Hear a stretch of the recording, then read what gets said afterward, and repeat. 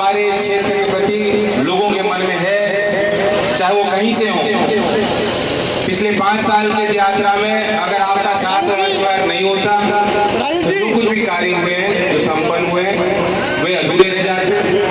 मैं इस बात को स्वीकारता हूँ कि आज के समय में जहाँ एक दूषित वातावरण है, राजनीतिक लोगों को समाज का बुद्धिजीवी वर्ग अच्छी नजर और निगाह से नहीं देखता है। मैंने कोशिश की है कि समाज की अच्छाइयों को एक मंच बनूं, आपके मुद्दों को सदन में उठाया।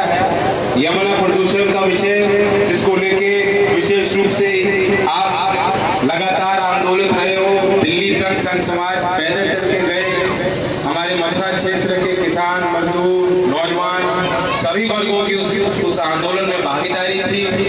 और जब भी मैं यहाँ से निकल के जाता था, जब भी यमुना पूजन के लिए जाता था, जब भी चुनाव में आता था, एक ही मुद्दा जो कह सकते हैं कि चौबिया पाड़े के लोग, मथुरा शहर के लोग कहते थे कि बेटा भैया को यमुना के लिए करेगा।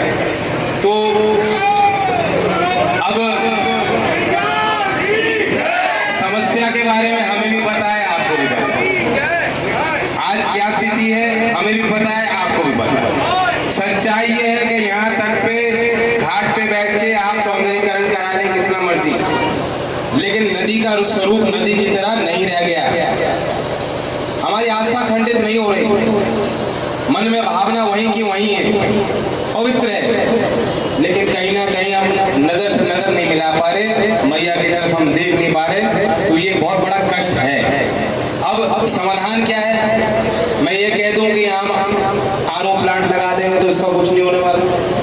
दिल्ली, हरियाणा, सभी राज्यों को जहाँ से नदी गुजर के आ रही है उनको अपने दायित्व को निभाना होगा। अंतरराज्यीय ये नदी है और जल प्रबंधन राज्य का विषय होता है संघीय राज्य में, लेकिन अंतरराज्यीय नदियों पे ये संविधान ने अधिकार दे रखा है कि देश के सदन में, देश के पार्लियामेंट में हम कानून बना सकते हैं अंतरराज्यीय नदियों के लिए, उनके संरक्षण के लिए।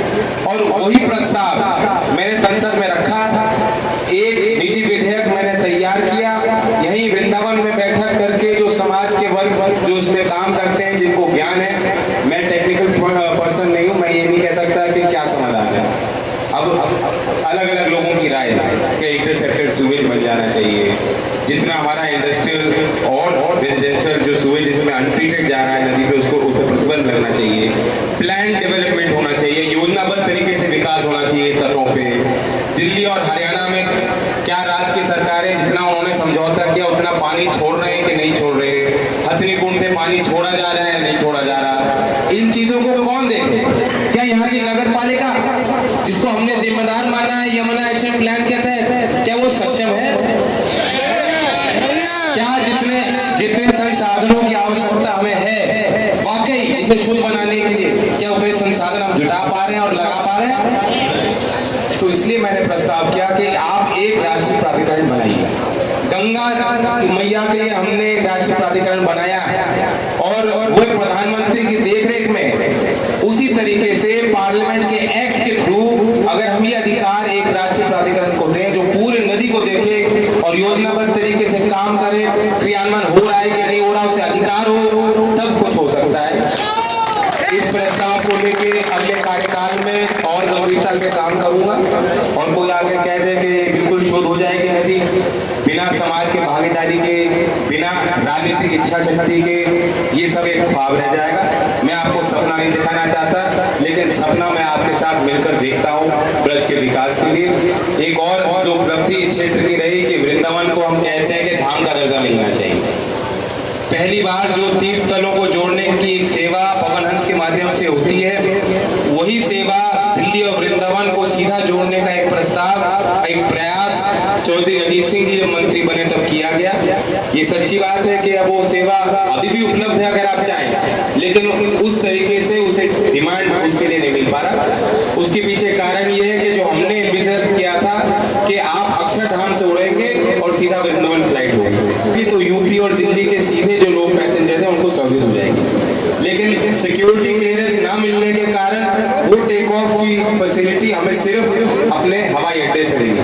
अब हवाई अड्डे में आदमी सिक्योरिटी क्लियरेंस करेगा, वहां बैठेगा, फिर 1 घंटे ये सुविधाजनक बात लोगों के लिए नहीं रही, लेकिन फिर भी एक प्रयास हुआ। मथुरा में एयरपोर्ट का निर्माण, जेएनआरएम का व्यावहारिक योजना बनना और क्रियान्वयन समय पे पैसा रिलीज हो और मथुरा क्षेत्र को एनसीआर क्षेत्र का हिस्सा माना जाए। जब भरतपुर जिला को जोड़ दिया जा सकता है तो कोई कारण नहीं है आप दिल्ली से भरतपुर बिना मथुरा क्रॉस किए नहीं जा सकते। भरतपुर क्यों है, अलवर जिला क्यों है, महेंद्रगढ़ जिला क्यों है? क्योंकि राजस्थान हरियाणा की सरकार ने इस विषय में रुचि ली, गंभीरता से अपना प्रपोजल फॉरवर्ड किया। हाथरस नहीं है, अलीगढ़ नहीं है, आपका मथुरा नहीं है और शामली नहीं है, जबकि तमाम ये जिले उसी पर